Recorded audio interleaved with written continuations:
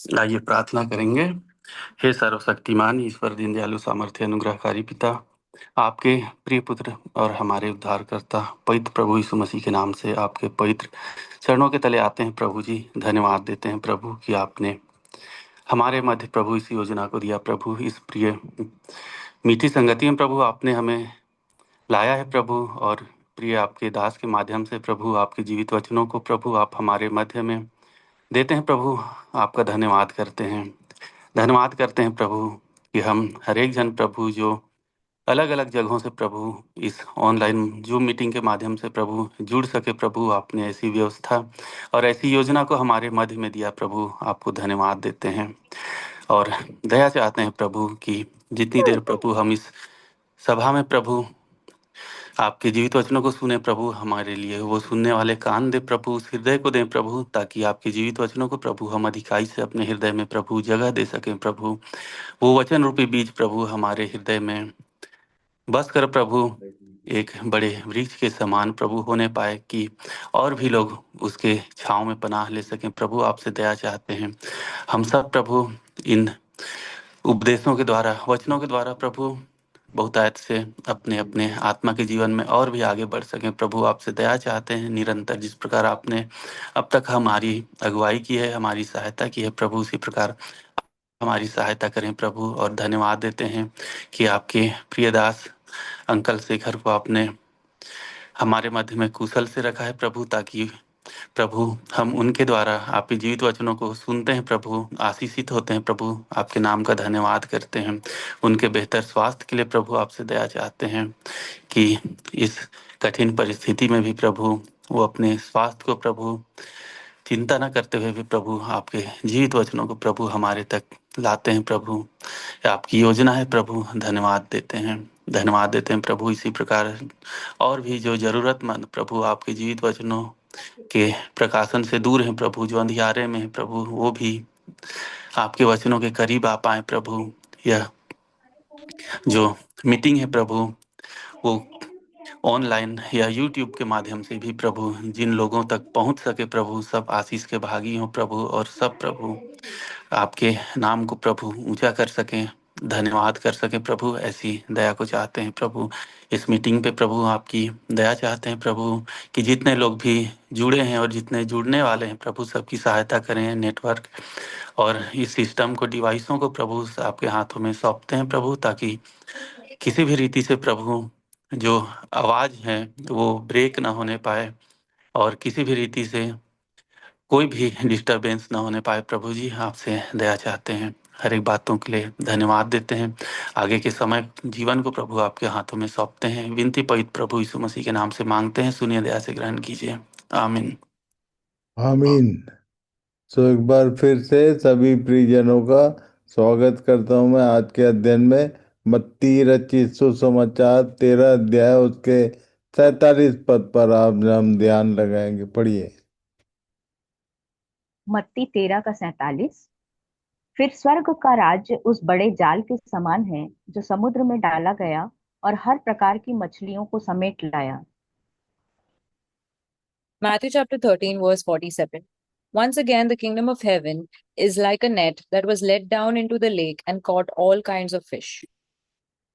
तो ये स्वर्ग का राज्य बोलने से जो बुलाए हुए लोगों की का जो समूह है या चर्च जिसको हम बोलते हैं, यही वो जाल है जिसको परमेश्वर ने इस पृथ्वी पर डाला है। उसी के बारे में आज हम ध्यान करेंगे।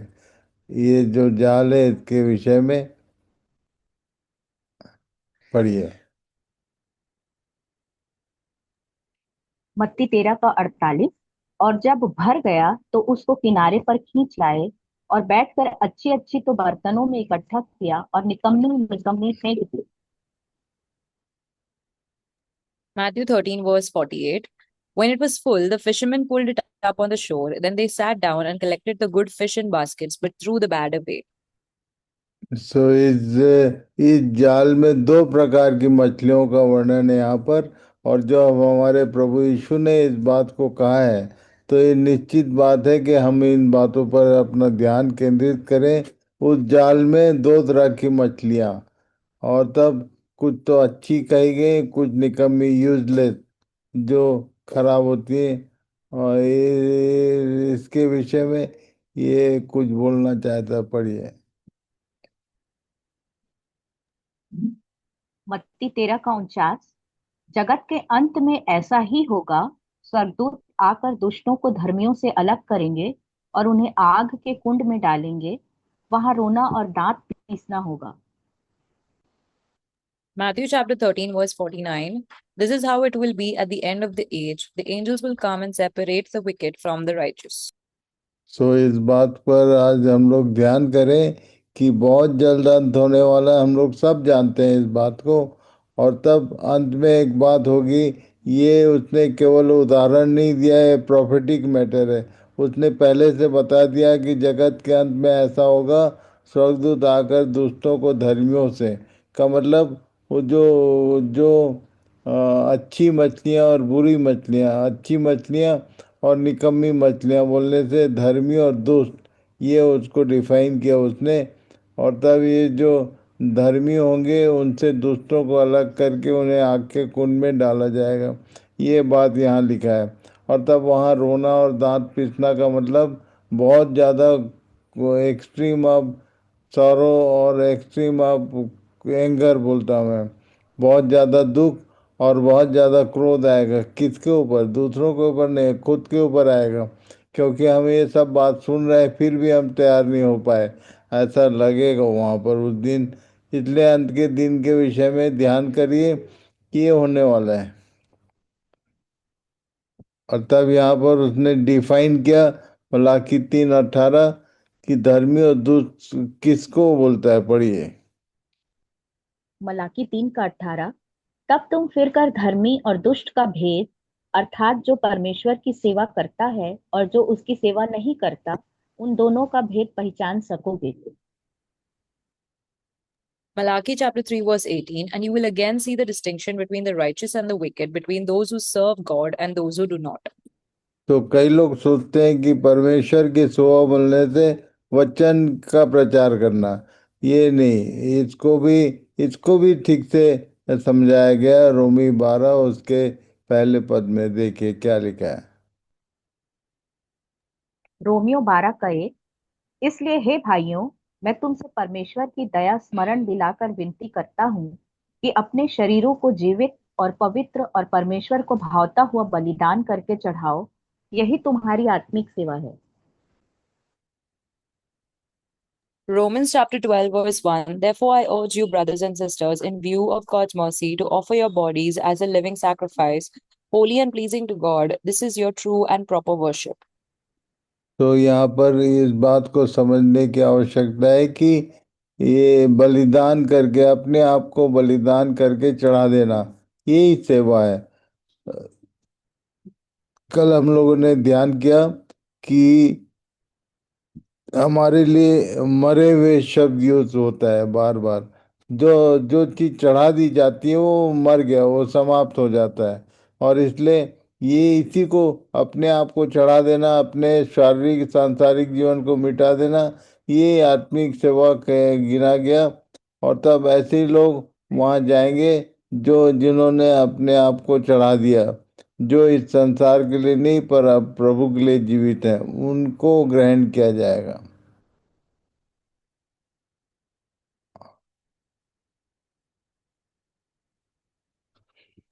इस Net. इस चित्र को ध्यान से देखिए कि ये जो नेट है, जाल जिसको बोलते हैं, जाल की रचना पर हम लोग आज ध्यान करेंगे। इस बात को समझना बहुत ही आवश्यक है।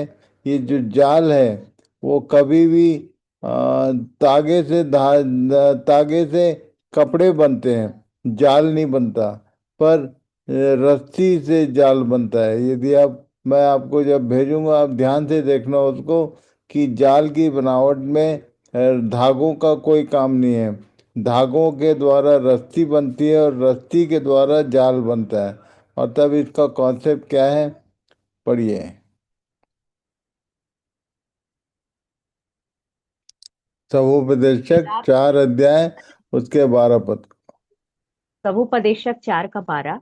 यदि कोई अकेले पर प्रबल हो तो हो, परंतु दो उसका सामना कर सकेंगे। जो डोरी 3 तागे से बटी हो वह जल्दी नहीं टूटती। Ecclesiastes chapter 4, verse 12. Though one may be overpowered, two can defend themselves. A cord of three strands is not quickly broken. इसलिए इस बात को समझने की आवश्यकता है। ये हमारे प्रभु यीशु ने कहा था कि जहाँ दो या तीन मेरे नाम से इकट्ठे होते हैं वहाँ मैं उपस्थित होता हूँ, प्रभु की उपस्थिति बनती है। और तब उस वही कॉन्सेप्ट है, यदि तीन धागे से हम सब धागे हैं एक एक, और यदि ये तीन जन भी आपस में बटे हुए हो एक पर्टिकुलर डायरेक्शन में, ऐंठना ऐंठना रस्सी कैसे बनता है इस पर ध्यान करिए। ये लिखा है डोरी तीन धागे से बटी हो, जो जो डोरी तीन धागे से बटी हो वो जल्दी नहीं टूटती। और इसलिए मैं तो देखता हूँ कई बार एक परिवार में दो ही जन है पर वो बटे हुए नहीं है, उनको कोई भी खोल देता है, उनके बीच में आराम से कोई भी उनको अलग अलग कर देता है। पर यहाँ पर लिखा है कि धागे यदि बटे हुए हों तो वो आपस में लिपट के रहते हैं।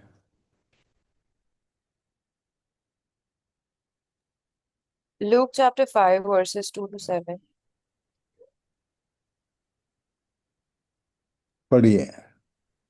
जाल डालने का प्राथमिक अनुभव। Primary experience of netting. ये जाल के विषय में चेलों के साथ में कुछ बातें हैं जिस पर हम ध्यान करेंगे। जब शुरू में ये लोग जाल डाले हमारे प्रभु की उपस्थिति में, तब क्या हुआ था? पढ़िए। लूका 5:2 से 4 तक। उसने झील के किनारे दो नावें लगी हुई देखी और मछुए उन पर से उतरकर जाल धो रहे थे। उन नावों में से एक पर, जो शमौन की थी, चढ़कर उसने उससे विनती की कि किनारे से थोड़ा हटा ले चले। तब वह बैठकर लोगों को नाव पर से उपदेश देने लगा।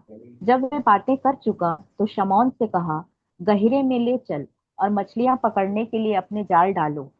शमौन ने उसको उत्तर दिया कि हे स्वामी, हमने सारी रात मेहनत की और कुछ न पकड़ा, तो भी तेरे कहने से जाल डालूंगा।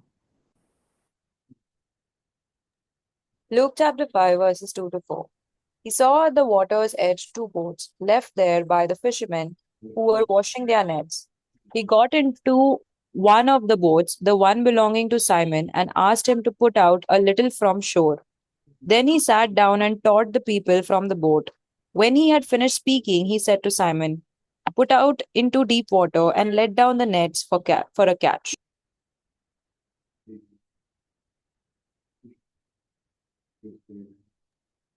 लूका 5:5 से 8 तक। जब उन्होंने ऐसा किया तो बहुत मछलियां घेर लाए और उनके जाल फटने लगे। इस पर उन्होंने अपने साथियों को, जो दूसरी नाव पर थे, संकेत किया कि आकर हमारी सहायता करो। और उन्होंने आकर दोनों नाव यहाँ तक भर ली कि वे डूबने लगी। यह देखकर शमौन पतरस यीशु के पांवों पर गिरा और कहा, हे प्रभु, मेरे पास से जा, क्योंकि मैं पापी मनुष्य हूँ। Luke chapter 5, verses 5 to 8. Simon answered, Master, we worked hard all night and haven't caught anything. But because you say so, I will let down the nets. When they had done so, they caught such a large number of fish that their nets began to break. So they signaled their partners in the other boat to come and help them. And they came and filled both boats so full that they began to sink. When Simon Peter saw this, he fell at Jesus' knees and said, Go away from me, Lord, I am a sinful man. यहाँ पर एक विचित्र बात है कि रात भर ये प्रोफेशनल मछली पकड़ने वाले थे, रात भर इन्होंने मेहनत किया था। और पतरस ने बताया कि हमने पूरी सारी रात मेहनत की और कुछ नहीं पाया, पर तेरे कहने से हम फिर से डालेंगे। और तब उसने उनको गाइड किया और उन्होंने उन्होंने जाल डाली और बहुत सारी मछलियां आई, यहाँ तक कि लिखा है कि नाव डूबने लगी। और तब शमौन पतरस उसके यीशु के पांव पर गिरा, हे प्रभु, मेरे पास से जा, क्योंकि मैं पापी मनुष्य। उसने एक्सेप्ट किया कि हम जो काम कर रहे हैं, हम जो मछली पकड़ने वाले लोग हैं, हम सिंफुल लोग हैं, हमारे जीवन में पाप है। और इसलिए प्रभु ने उनका उपाय किया। जब ये था प्रथम प्राथमिक अनुभव ये मछली और जाल का।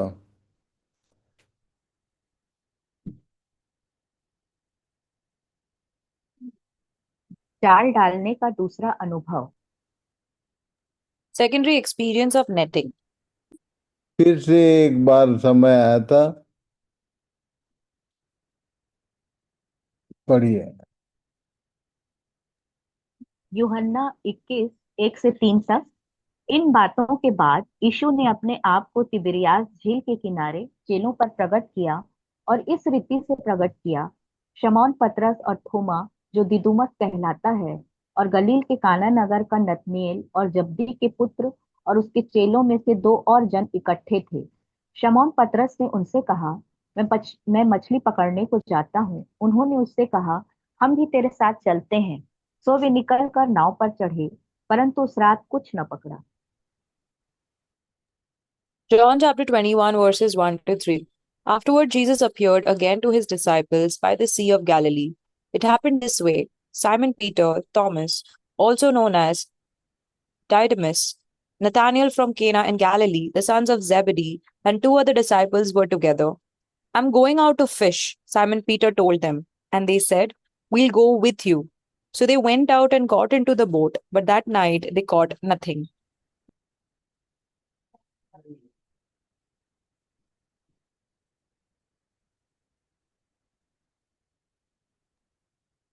यूहन्ना 21 4 से 6 तक। भोर होते ही यीशु किनारे पर खड़ा हुआ, तो अभी चेलों ने न पहचाना कि यह यीशु है। तब यीशु ने उनसे कहा, हे बालकों, क्या तुम्हारे पास कुछ खाने को है? उन्होंने उत्तर दिया कि नहीं। उसने उनसे कहा, नाव की दाहिनी ओर जाल डालो तो पाओगे। तब उन्होंने जाल डाला और अब मछलियों की बहुतायत के कारण उसे खींच न सके।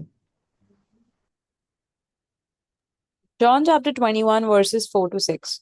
Early in the morning, Jesus stood on the shore, but the disciples did not realize that it was Jesus. He called out to them, Friends, haven't you any fish? No, they answered. He said, Throw your net on the right side of the boat and you will find some. When they did, they were unable to haul the net in because of the large number of fish. दोनों बार एक बात हुई कि जब हमारे प्रभु के guidance में उन्होंने नाव डाला, जाल डाला, तो मछलियां पकड़े। और इसलिए खासकर जितने मछुआरे हैं जिनको ये मछली पकड़ने का आदेश मिला है कि हम प्रभु के पास लोगों को लाएं, आप ध्यान कीजिए कि आप उसको गाइडलाइन लेके काम कर रहे हैं और अपने मन से काम कर रहे हैं।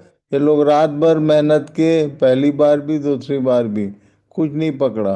पर जब प्रभु ने उनसे कहा कि इधर डालो या गहरे में ले चलो, उनके उनके गाइडलाइन में उन्होंने मछलियां बहुत पकड़ी।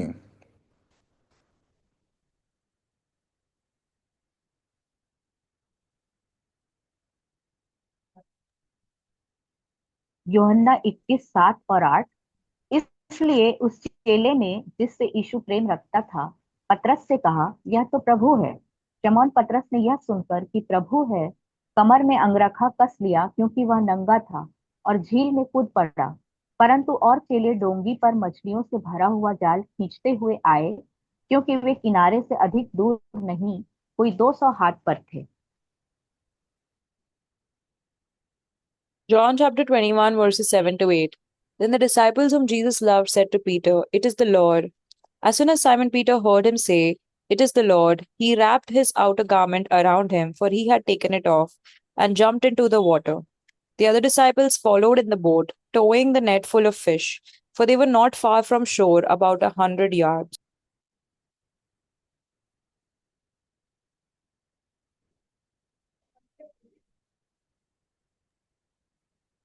यूहन्ना 21 9 से 11 तक।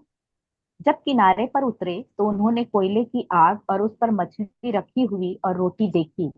यीशु ने उनसे कहा, जो मछलियां तुमने अभी पकड़ी हैं उनमें से कुछ लाओ।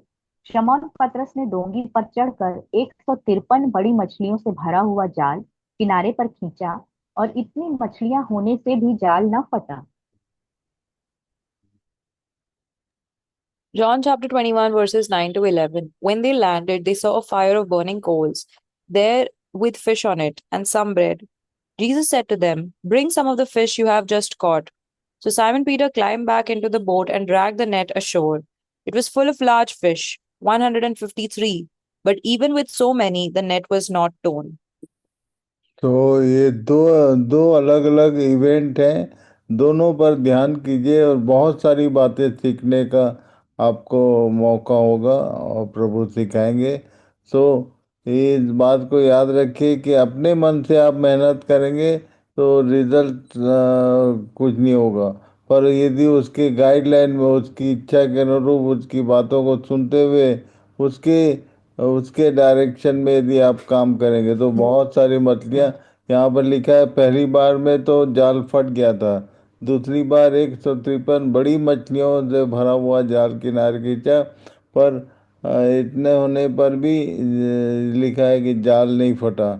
सो इस बात को याद रखिए, कई बार प्रारंभिक दिनों में जाल फट जाता है और मछलियाँ निकल जाती हैं, पर ये इनके दोनों इवेंट के बीच में 3 का गैप है, और इसलिए 3 साल के भीतर इन्होंने जो अनुभव प्राप्त किया प्रभु के साथ, उसके कारण ये फायदा उनको हुआ।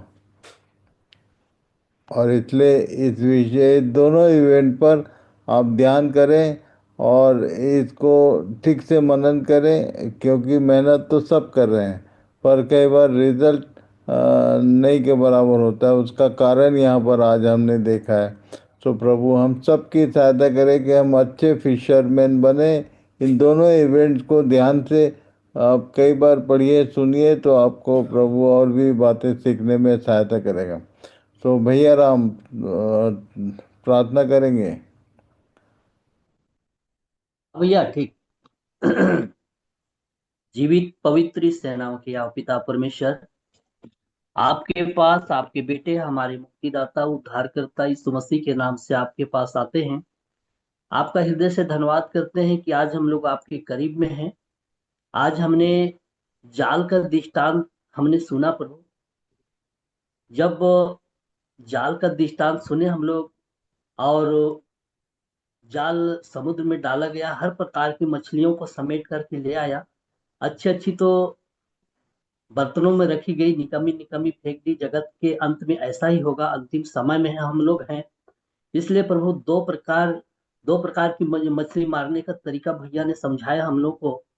तो रात भर मछली मारे नहीं मिला, पर आपके कहने के अनुसार दाहिनी ओर जानने जाल डालने बोले, तब डाले तो बहुत सारे मछलियां पकड़ में आया और जाल भी नहीं फटा। आज हम लोग काम करने का तरीका, काम करने का अनुभव आपने अधिष्ठान दे दे कि आपने हम लोग को समझा रहे पिता परमेश्वर, आपका धन्यवाद करते हैं। आपके बातें अद्भुत है, आपकी शिक्षा अद्भुत है प्रभु, कि आपने लोगों को, आपने हम लोग को बुला करके आपने काम सौंपा है। बड़ी जिम्मेवारी के साथ हम लोग कैसे काम करें, इसलिए हमारी मार्गदर्शन करें, हमारी अगुवाई करें, ये आपसे प्रार्थना है प्रभु जी। धन्यवाद करते हैं। जाल एक के धागे से बनता है, जो डोरी 3 धागे से बनी है टूटती नहीं है।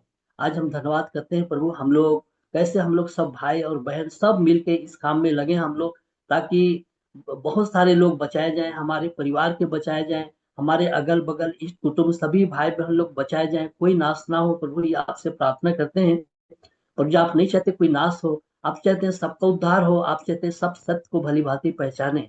प्रेम पिता परमेश्वर, आपका धन्यवाद हो। आपने हमें छत्तीसगढ़ में आपने हम लोग को बुलाया, आपने हमें अपना जन बनाया, आपने अपना प्रजा बनाया, निसंतान बनाया। निसंतान की नहीं, बड़ी जिम्मेवारी के साथ, बड़ी ईमानदारी के साथ हम लोग काम करने वाले ठहरे प्रभु। इसलिए हमें बल और ताकत दीजिए, ही आपसे प्रार्थना है।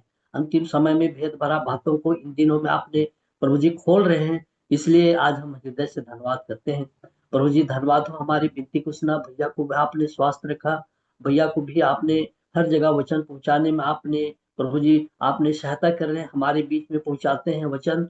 जिस वचन को आपने बड़े नाम से वैदिक महत्व दिया है, वचन को सुनने के लिए, ग्रहण करने के लिए, मनन करने के लिए आपने हमारी मार्गदर्शन करते हैं। धन्यवाद करते हैं प्रभु जी। बाकी समय जीवन को आपके चरणों में रखते हैं। जितने भी भाई और बहन सुन रहे हैं, सुनने के लिए, कान ग्रहण करने के लिए हृदय दिया प्रभु जी। मन लगा कि जितने भी जिम मीटिंग के माध्यम से वचन सुन रहे हैं, हर एक को प्रभु जी तरोताजा कर रहे हैं, इसलिए धन्यवाद करते हैं। बाकी समय जीवन को आपके चरणों में रखते हुए इस विनती, प्रार्थना और धन्यवाद को एकमात्र हमारे सर्वोच्च नाम जो हमारा प्रभु यीशु मसीह है, उसी के पवित्र और धन और मीठे नाम से मांगते हैं। सुनिए दया से स्वराज में ग्रहण कर दीजिए, आमीन। आमीन। सो प्रभु सबको आशीष दे, इन बातों की गहरी समझ प्रदान करे, खुद भी समझे और दूसरों की भी सहायता करें। सबको शालोम। शालोम भैया। Shalom. Shalom. Shalom. Shalom, shalom. Shalom, God bless.